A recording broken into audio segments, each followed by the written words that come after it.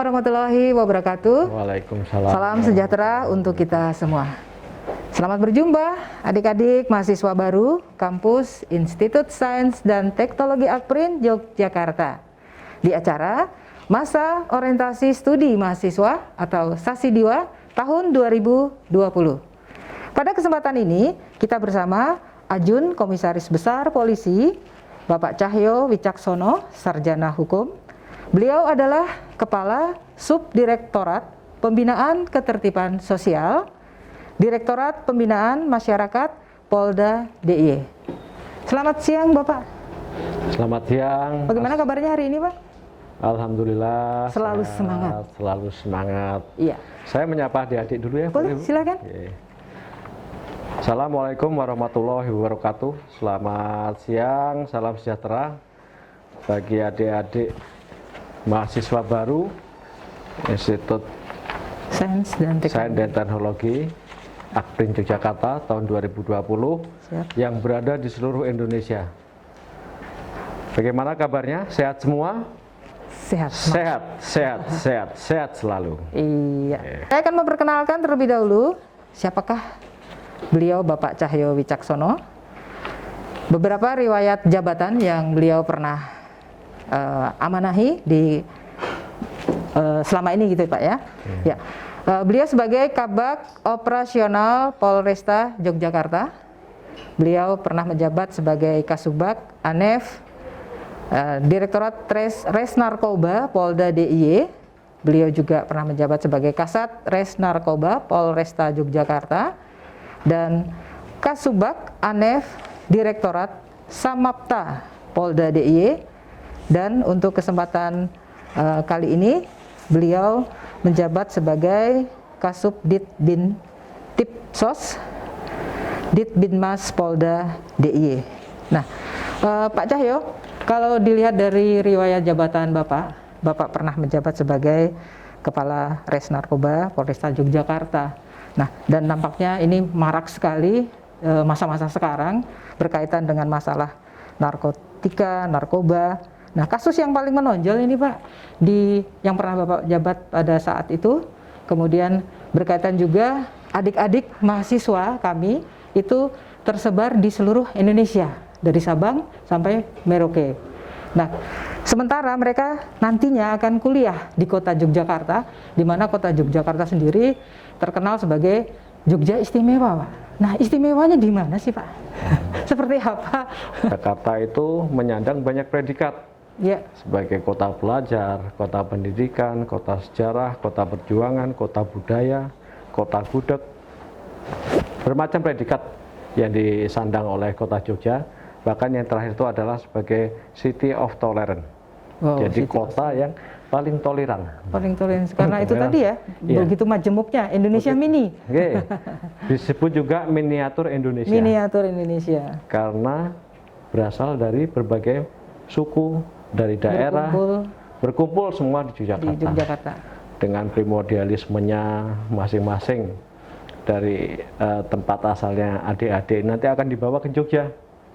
Jadi primordialisme itu suatu pandangan atau paham yang sudah dia yakini semenjak dia kecil, terkait dengan adat istiadat, terkait dengan agama, bahasa, itu melekat pada diri kita. Semenjak kita dilahirkan sampai dewasa. Nah, nanti mereka tinggal di adik-adik ini akan beraktivitas di Yogyakarta, menimba ilmu, kuliah. Ya, saya harap budaya-budaya yang ada di masing-masing ini daerah asalnya tetap dibawa, terus mengedepankan juga toleransi yang ada di Yogyakarta. Saling menghargai, saling menghormati. Itu dengan tidak menghilangkan budaya dasarnya, budaya asalnya. Tuh. Jadi itu nanti adik-adik akan menemui di sini berbagai macam kemajemukan di wilayah Yogyakarta. Tuh. Kemudian terkait dengan ini, Yogyakarta sebagai kota pelajar, kota pendidikan itu merupakan ikon tersendiri yang sudah terkenal dimanapun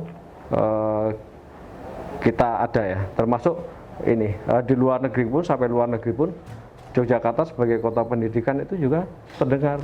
Ya. Karena apa? Banyak mahasiswa dari negara lain, dari luar negeri yang belajar menimba juga ilmu di sini. Pertukaran pelajar Pertukaran semacam pelajar, itu ya, Pak ya? Itu begitu banyaknya. Itu yang yang menjadi kebanggaan kita sebagai warga Yogyakarta. Iya. Terus selanjutnya terkait dengan ini, Ibu tadi menyampaikan apa ancaman apa yang dihadapi, apa yang harus dipersiapkan oleh adik-adik. Iya. Paling enggak ya sama-samalah ya, kita selaku warga negara yang baik, iya, tetap kita taat hukum, taat norma, aturan yang ada, baik yang tertulis maupun tidak tertulis. Adik-adik nanti kuliah di Jogja paling enggak akan menjalani selama 4 tahun, Ibu ya. Iya, kurang lebihnya untuk kurang sarjana lebih penuh. 4 tahun.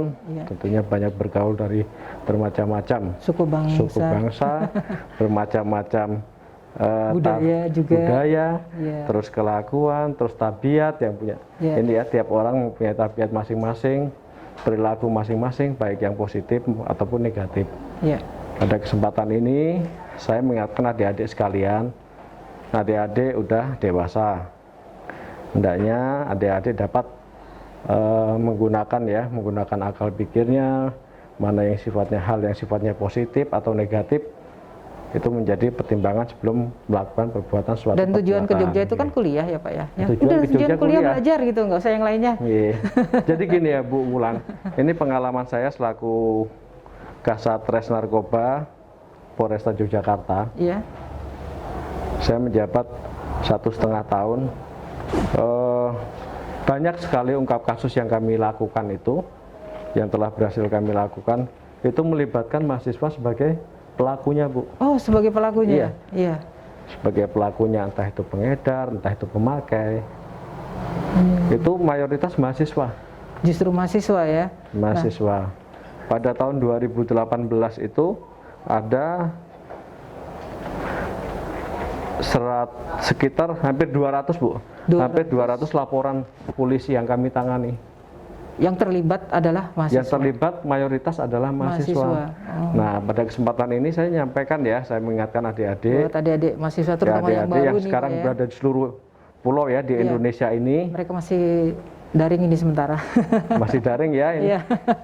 Jadi ini ya adik-adik mahasiswa, ini memang di tengah masa pandemi COVID-19 ini, kebijakan dari pendidikan, dari Menteri Pendidikan bahwa kegiatan proses belajar mengajar saat ini dilaksanakan melalui daring atau virtual seperti ini. Jadi tahan dulu ya yang mau datang ke Jogja, kita sama-samalah berusaha memutus mata rantai penyebaran pandemi COVID ini. Bagaimana caranya? Ya udah mulai kita disiplinkan diri kita sendiri dengan menggunakan masker, sering bercuci tangan, terus kemudian menjaga jarak dan tidak berkerumun. Ya, seperti saya.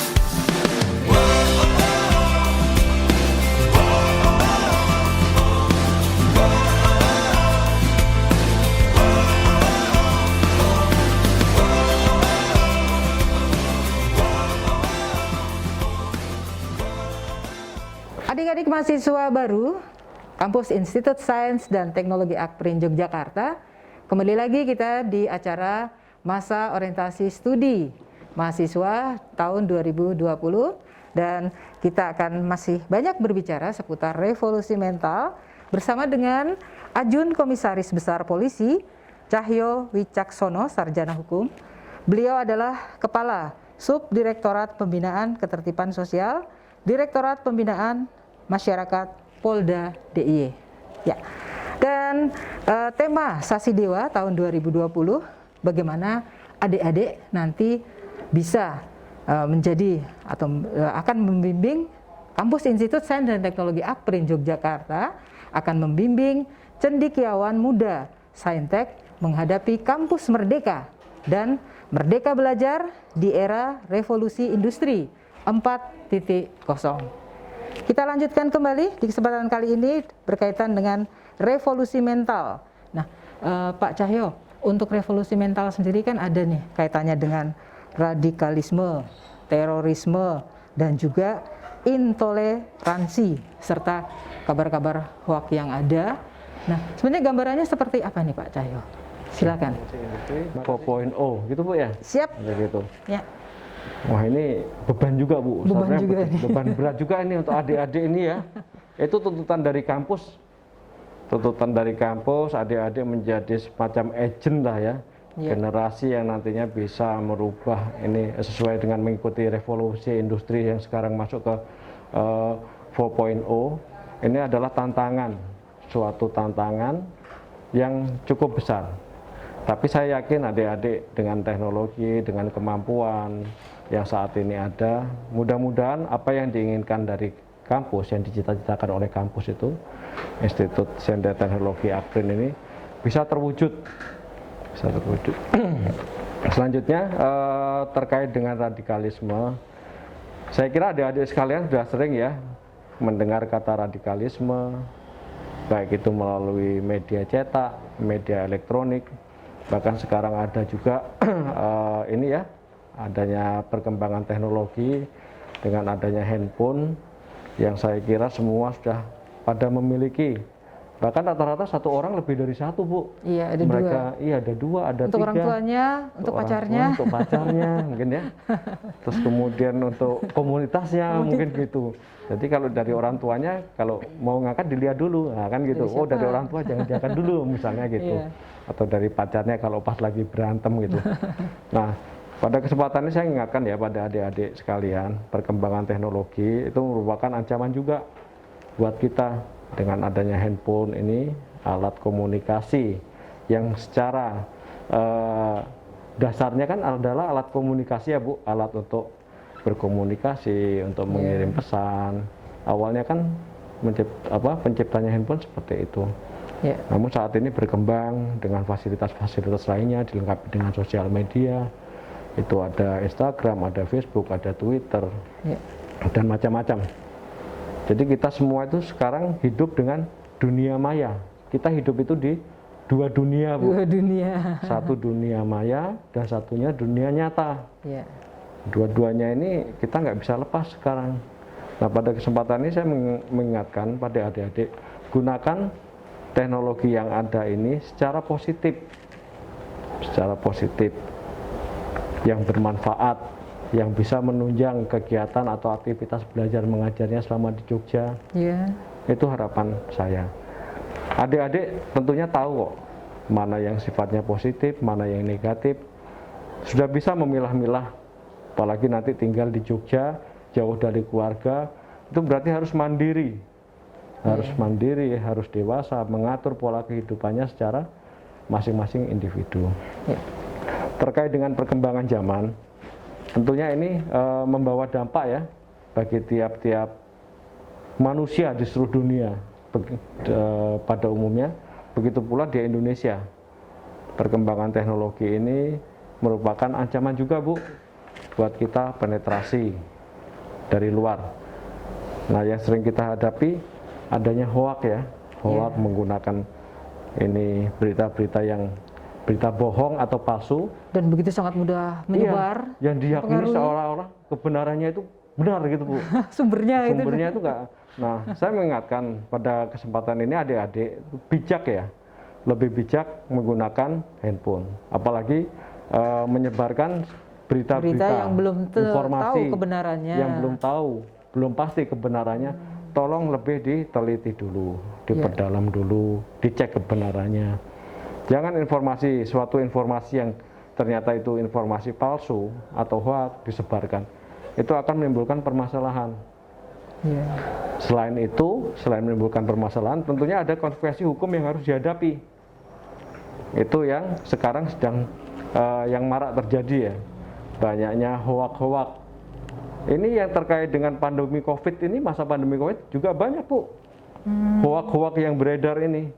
Yang katanya banyak yang meninggal, mungkin ada tambah sekian, yang suspeknya, yang positif. Itu ternyata setelah dilakukan pengecekan, tidak sesuai. Kemudian pada kesempatan ini juga masalah radikalisme ya. Seperti saya sampaikan tadi, mungkin adik-adik udah nggak asing ya dengan radikalisme, radikal, baik melalui ini media cetak, media elektronik, bahkan kejadian-kejadian yang akhirnya dari radikalisme itu outputnya terorisme, akhirnya sampai terjadi kekerasan, pengeboman. Itu merupakan rangkaian dari radikalisme, intoleransi, kemudian terorisme. Saling berkaitan ini. Saling berkaitan. Dengan adanya teknologi canggih juga, mereka memakai handphone untuk bisa menyebarkan, berkaitan juga dengan hoax yang ada, sehingga kita butuh suatu revolusi mental untuk menghadapinya. Bagaimana seperti itu ya Pak ya? Iya, kita perlu revolusi mental. Jadi revolusi mental itu pertama kali dilontarkan oleh Presiden RI pertama, Pak Soekarno. Oh, Bapak Soekarno. Pada tanggal 17 Agustus 1956. Pada saat itu masa-masa transisi setelah penjajahan, Indonesia memasuki masa kemerdekaan, masa pembangunan.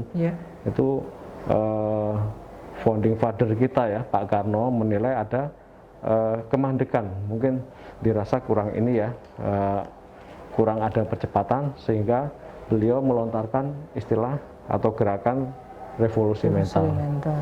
Jadi revolusi mental itu adalah suatu gerakan untuk menggembleng manusia baru yang berjiwa berhati putih, berjiwa seperti elang, yang akhirnya apa? Tujuannya untuk memajukan bangsa Indonesia sesuai dengan cita-cita, sesuai dengan Undang-Undang Dasar 1945, menciptakan kesejahteraan, kemakmuran bagi seluruh masyarakat Indonesia.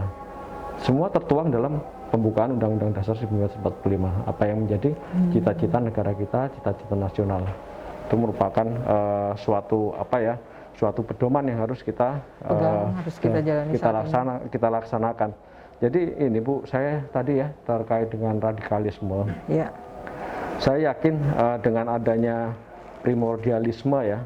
Primordialisme itu suatu paham atau pandangan yang mana selama saya menjabat sebagai Kasat Narkoba, saya menjumpai ini ya, saya prihatin sebetulnya. Begitu kita ungkap perkara terkait dengan narkoba, kemudian pelakunya adalah mahasiswa dengan status mahasiswa, sedih.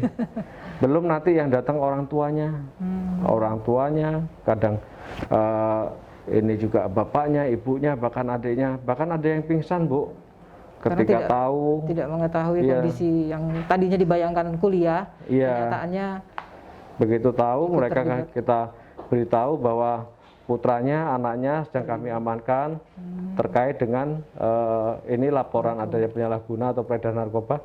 Mereka datang orang tuanya itu dan ada yang pingsan, seringnya seperti itu. Mereka sama sekali tidak mengira ya. Mereka itu ya kaget gitu, kok seperti ini ternyata. Dan akhirnya apa? Yang jelas keluarganya sendiri ini ya kecewa, baik bapak, ibunya, adiknya itu yang mereka rasakan pada saat itu adalah kekecewaan. Terus kemudian bagi yang bersangkutan sendiri, bagi mahasiswanya, ya itu akan berpengaruh nantinya masa depan kuliahnya. Berantakan jadinya Pak ya. Berantakan. Paling enggak ya harus menjalani proses hukum dulu ya. Itu paling enggak nanti dia enggak sekolah berapa semester gitu. Padahal kan di kampus sendiri mempunyai kebijakan kan, tingkat kehadiran berapa persen yang harus laksanakan oleh mahasiswanya. Nah itu Bu, jadi yang sering kami temui dulu Bu ya. Kemudian langkah-langkah yang dilakukan oleh Pak Cahyo beserta teman-teman dari kepolisian selalu ya untuk memberi sosialisasi, pengarahan, jauhi narkoba, narkotika, seperti itu kepada para mahasiswa ini Pak. Hal-hal yang dilakukan konkret di kampus-kampus atau di lapangan ke masyarakat? Apa aja itu Pak? Ada kegiatan-kegiatan kepolisian itu ada yang bersifat preemptif, preventif, dan penegakan hukum. Nah, fungsi preemptif itu seperti saya berada di jajaran Bimas, saya di fungsi Bimas. Dengan jabatan saya Kasubdit Bintipsos Dit Bimas. fungsi Bimas, kemudian ada fungsi Intel, fungsi Lantas, fungsi Sabara, dan fungsi reserse kriminal. Ini untuk ini aja Bu, saya mungkin mengingat lagi wawasan aja. Jadi kegiatan-kegiatan yang bersifat preemptif itu memberikan himbauan, edukasi, sosialisasi kepada seluruh elemen masyarakat ya, lapisan masyarakat, baik itu mahasiswa, itu orang tua, wanita, anak-anak. Itu adalah tugas kami, melakukan sosialisasi, melakukan edukasi. Terus menerus. Untuk apa sih? Intinya satu, membuat mereka itu sadar hukum, taat hukum, patuh hukum, taat pada norma, aturan yang ada, baik yang tertulis, tidak tertulis. Itu mereka sadar sebagai warga negara Republik Indonesia yang baik, apa yang menjadi haknya, apa yang menjadi kewajibannya, larangannya. Itu adalah edukasi, sosialisasi yang kami selalu sampaikan Bu, kepada mereka, kepada masyarakat dengan segala lapisan, dengan semua lapisan, termasuk adik-adik mahasiswa. Kami di fungsi di bagian ini di Direktorat Subdit Bintipsos, kami mempunyai peranan untuk membina generasi muda. Itu ada di bagian kami, Bu, termasuk mahasiswa.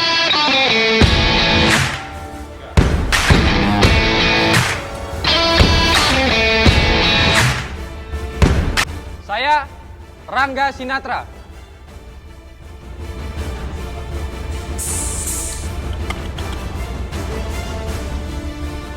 Saya Aryono Priyambudi.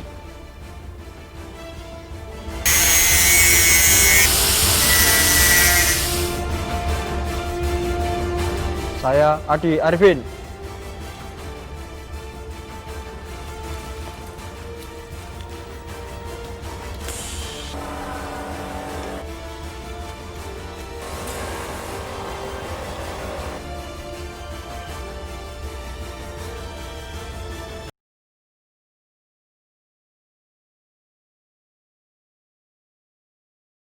Kembali lagi adik-adik mahasiswa baru, kita di acara Masa Orientasi Studi Mahasiswa tahun 2020, Kampus Institut Sains dan Teknologi Akprin, Yogyakarta.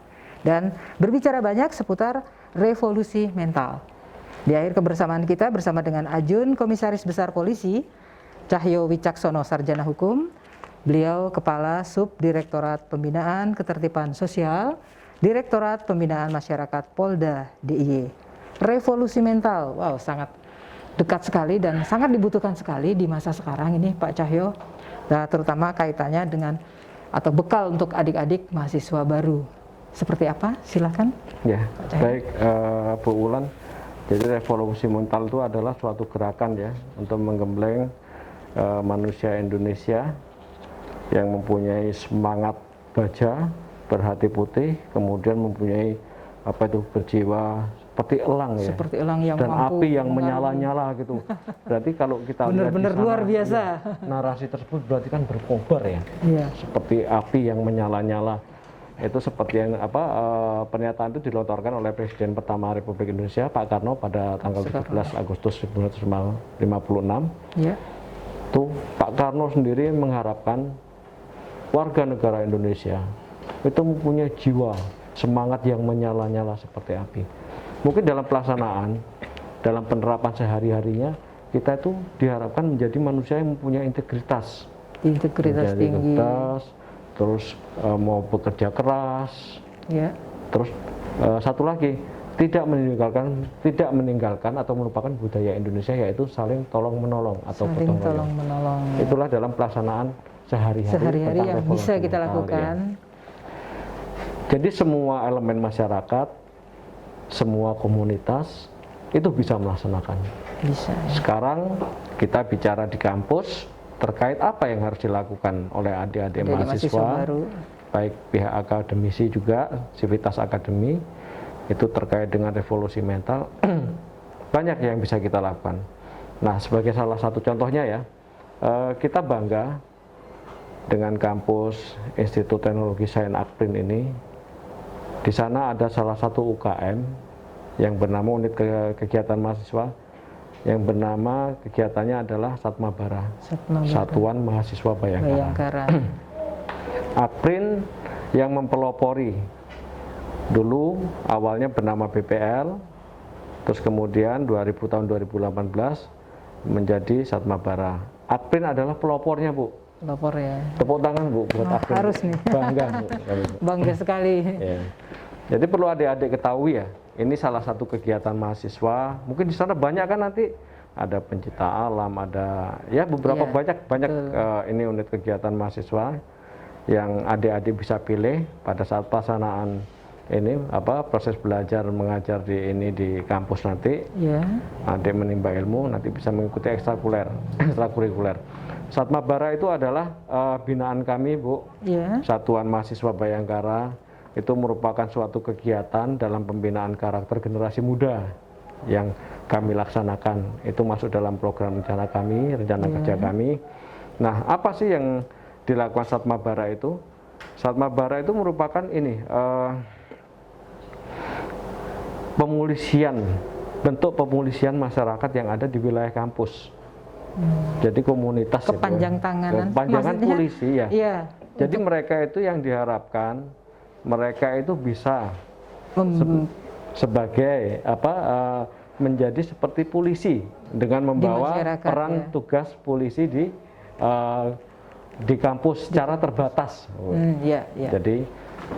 Jadi kemampuan sebelum mereka bergabung dengan Satmabara ini menjadi anggota Satmabara, tentunya kami akan adakan pelatihan terlebih dahulu. Pelatihan-pelatihan dengan pendidikan pelatihan dasar itu biasanya pelaksanaannya fisik mental mereka harus, biasanya dilaksanakan di Brimob. Nah, pada pelaksanaan kegiatan Diklatsar ini, pendidikan latihan dasar ini, di sana lengkap, Bu, materinya.